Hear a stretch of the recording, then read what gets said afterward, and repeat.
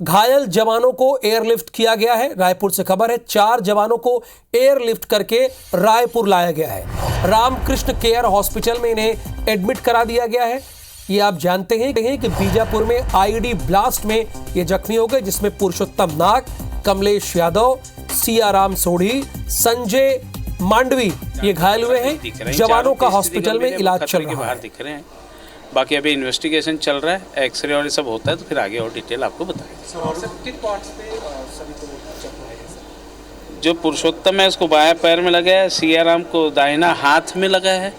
इसको ज़्यादा चोट है, दाहिने हाथ की नसें और मसल्स और हड्डियों में चोटें हैं।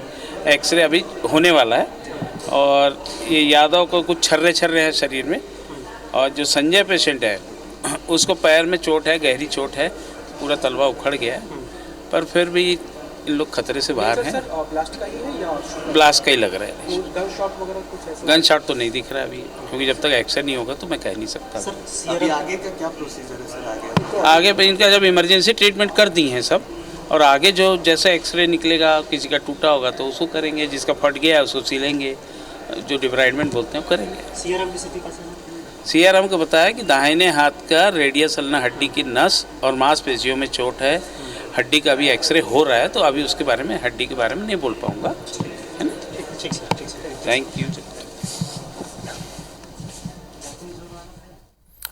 राजेश राज इस वक्त हमारे साथ जुड़े हुए हैं, यहीं पर मौजूद हैं। राजेश, अभी डॉक्टर्स से आपकी भी बात हुई, थोड़ी राहत भरी बात यह है कि चारों खतरे से बाहर है और उनका इलाज चल रहा है, सभी अंडर कंट्रोल है। जरा बताइए कि अभी का अपडेट।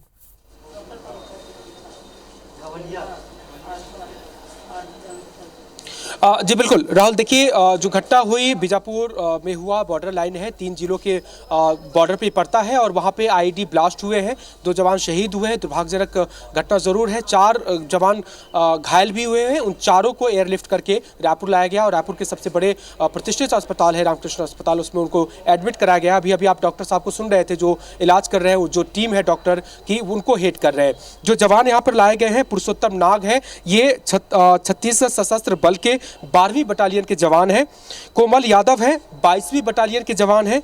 सियाराम सोरी 17वीं बटालियन के जवान हैं और संजय कुमार 16वीं बटालियन के जवान हैं। ये 4 घायल हुए हैं। चारों के जो जख्म है वो ब्लास्ट से हुए हैं, यानी आईईडी ब्लास्ट की चपेट में आए थे। कोई गन शॉट की इंजरी नहीं है, यानी आईईडी ब्लास्ट ही हुआ था, कोई गोलीबारी वहां पे नहीं हुई है। डॉक्टर को भी अभी उनके किसी ऐसे जख्म को नहीं पता चला है। डॉक्टर साहब को अभी सुन रहे थे।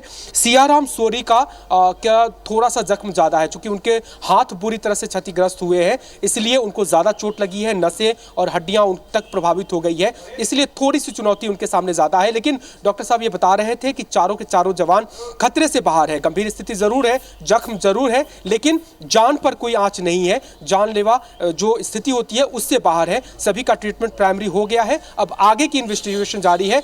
किसी तरह की नस या इंजरी या नर्व की जरूरत पड़ेगी तो फिर स्पेशलिस्ट डॉक्टर उनको देखेंगे। जी शुक्रिया जानकारी के लिए राजेश राज। यानी चारों जवान जिन्हें एयरलिफ्ट करके रायपुर लाया गया है वो सभी खतरे से बाहर है, उनका इलाज चल रहा है, जिसके बारे में हमारे संवाददाता राजेश राज ने भी आपको अपडेट दिया।